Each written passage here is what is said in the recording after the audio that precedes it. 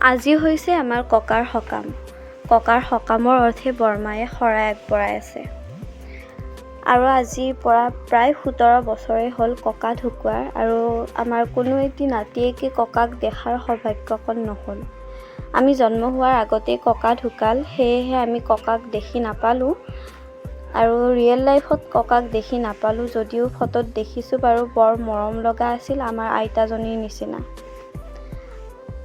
আৰু আজিৰ এই তিথিত বৰদেউতা আৰু দেউতাই মিলি ধুনীয়াকৈ এই সকাম ভাগ পতা হয় ককাৰ আত্মাই শান্তি পাওক বুলি। গধূলি সময়ত আমি আই মাতৃসকলক মাতি আনি অকণমান শুশ্ৰূষা কৰিবলৈ চেষ্টা কৰিলোঁ আৰু সকলোৱে ধুনীয়াকৈ পুথি শুনিছে আৰু আজি ময়ো আৰম্ভণিৰে পৰা শেষলৈ পুথি শুনিলোঁ।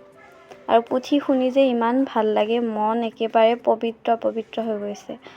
আৰু ভাবিলোঁ এটা ক্লিপ লৈ লওঁ, সেই বুলিয়ে মোবাইলটো এনেকৈ থৈছিলোঁ, কিন্তু আমাৰ বৰদেউতাৰ পাহাৰখন পিঠিখনেৰে মোৰ কেমেৰা আবদ্ধ কৰি ধৰিলে আৰু এয়া অন্ধকাৰ হৈ গ'ল। বাৰু যি কি নহওক, তাৰপিছত বন্দিতে মোক দুটামান ক্লিপ লৈ দিলে। এয়া চাওক, আই মাতৃসকলে একদম মনোযোগেৰে পুথি শুনিছে। আৰু সকলোৱে ভকতজন অহাৰ আগতে আহি পিনে ইচ্ছুক হৈ আছিল যে ভকতজন কেতিয়া আহিব আৰু কেতিয়া আমি পুথি শুনিবলৈ পাম। এয়া চাওক, ধুনীয়াকৈ একেবাৰে মনোযোগেৰে পুথি শুনি আছে। তাৰপিছত এক আধ্যায় পুথি পঢ়া হ'ল। তাৰপিছত এয়া আমি চাহ দিবলৈ ওলাইছোঁ। চাহ দিয়াৰ পাল হৈছে বৰমা আৰু মোৰ। ধুনীয়াকৈ চাহ তাহ দিলোঁ আৰু দ্বিতীয় অধ্যায় পুথি পঢ়িবলৈ আৰম্ভ কৰিছে, কিন্তু দ্বিতীয় অধ্যায় পুথি শুনিবলৈ মোৰ সময় নাছিল, সেইবাবে মই শুনিবলৈ নাপালোঁ।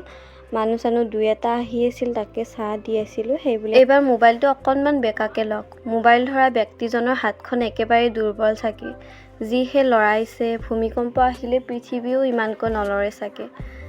বাৰু শেষত আমি গোটেইকেইটাই সেৱা ভাগ ল'লোঁ।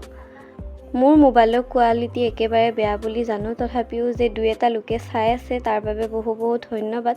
এইবাৰ মোবাইলটো আকৌ চিধাকৈ লওক। মোৰ হাতত বল আছে যে, সেইবাবে চিধাকৈ ধৰিছোঁ।